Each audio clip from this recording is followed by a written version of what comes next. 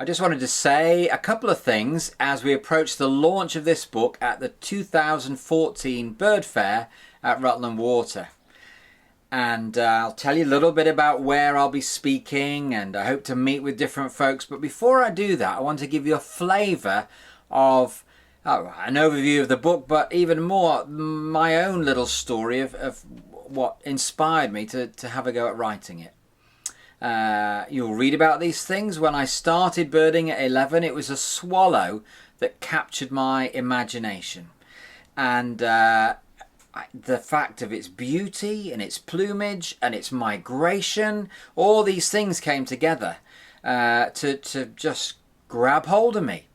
And since then I discovered there's more types of the barn swallow, and there's other types of swallow, and there's just like an endless set of things that I could learn and discover. And before long I realized there wasn't enough room up here to remember all the kind of information I might need when I was out bird watching. What if I encountered something and I needed information and I couldn't remember it? And so I used to write down in notebooks key features, little red notebooks, key features of the more difficult ID challenges that I might come across. And what we've tried to do in this book is to put in, just for that season, for autumn, some of the trickier ID challenges, but also potential things that might be found. So for example, there's new material that isn't anywhere else on things like tiger and red-breasted flycatchers. Tiger flycatchers, overlooked, every chance that some more can be found. Things like the lesser whitethroats, of which there are 3 different types, some of them very rare and still being discovered, that reach northwest Europe. It's all there in the book. Steniger's stonechat, new material that's going to help with the next discoveries.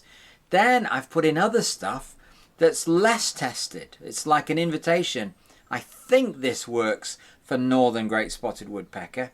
Go and test it and see if you can add to the information. So I hope that grabs your interest, and with each chapter there'll be a QR code so that there's some of the stuff you can't put in a book, like sounds, which are very important to identification, you can easily access. The way a QR code works is you download the app to a smartphone or a tablet, and the code is there in the chapter. So all 3 lesser whitethroats have different calls. You can see them visually on the sonogram.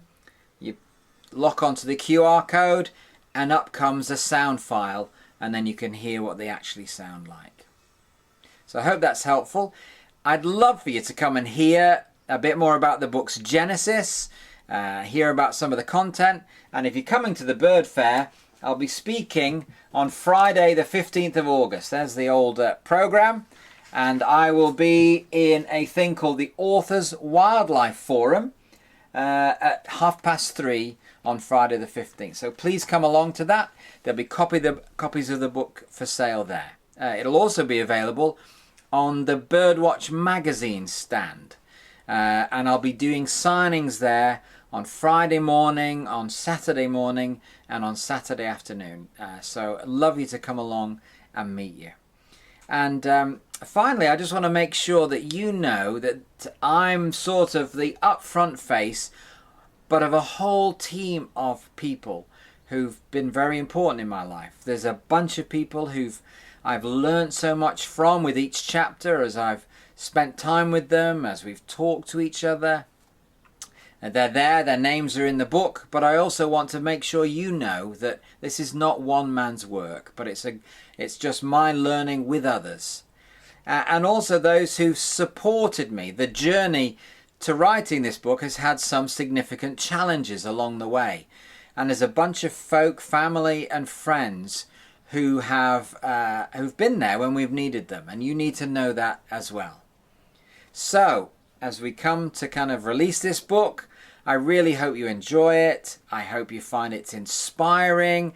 And above all, I hope for you that it helps you find your own new frontiers to discover whatever aspect of birding that you're into.